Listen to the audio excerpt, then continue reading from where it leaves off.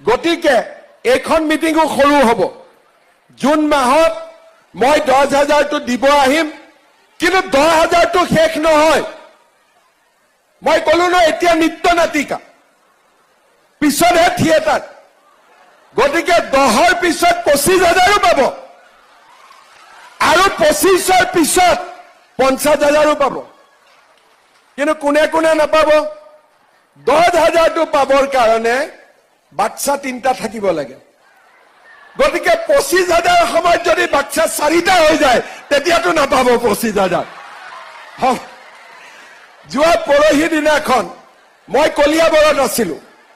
এটা আমাৰ মুছলমান সম্প্ৰদায়ৰ ল'ৰা, আমাৰ কৰ্মী, বোলে দাদা এতিয়াতো মোৰ 2টা বাচ্চা হ'ল, 2টাই ছোৱালী হ'ল, এটাতো ল'ৰা লাগিব, এতিয়া কি কৰা যাব?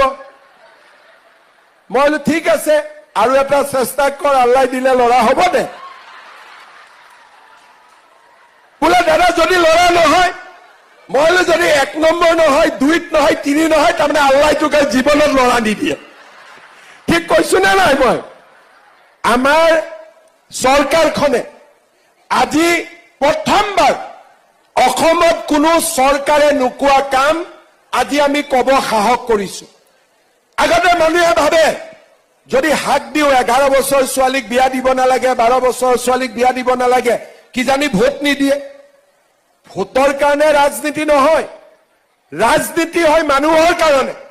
আজি আমি নিয়ম কৰিছো 11-12 বছৰত কোনোবাই যদি কাবাক বিয়া কৰায়, সি জেলতে গৈ হনিমুন কৰিব লাগিব, সি জেলৰ ভিতৰত সোমাব লাগিব। এতিয়া আমাৰ মুছলমান সম্প্ৰদায়ৰ ছোৱালীবিলাকক মই যেতিয়া হেলিকপ্টাৰত নামি লগ পাওঁ, সিহঁতি মোক কয় যে মামা আপুনি আমাক নতুন জীৱন দি দিলে, নহলে বাবাই আমাক বিয়া দি দিলে, তেতিয়া আপোনাৰ ভয়ত বিয়া দিয়া নাই। মই ঠিক কৈছো নে নাই? আপোনালোকে শুনা পায়নে নাই এইবোৰ কথা? আজি তাৰ ফলত যোৱাকালি এটা ল'ৰাই কৈছে যে আপুনি অৰুণোদয় দি আমাৰ মহিলাবিলাকক বেয়া কৰি দিলে, এতিয়া আমাৰ কথা নুশুনে। বোলে হয় নেকি?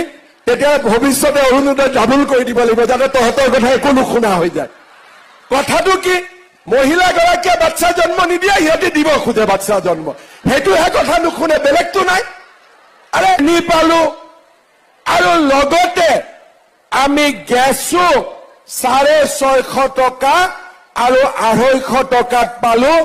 কলেজতো এডমিশ্যন বিনামূলীয়া হ'ল, আৰু আৱাস যোজনাৰ ঘৰ পাবৰ কাৰণেও কাকো এটকাও ঘোষ দিয়াৰ দৰকাৰ নহব।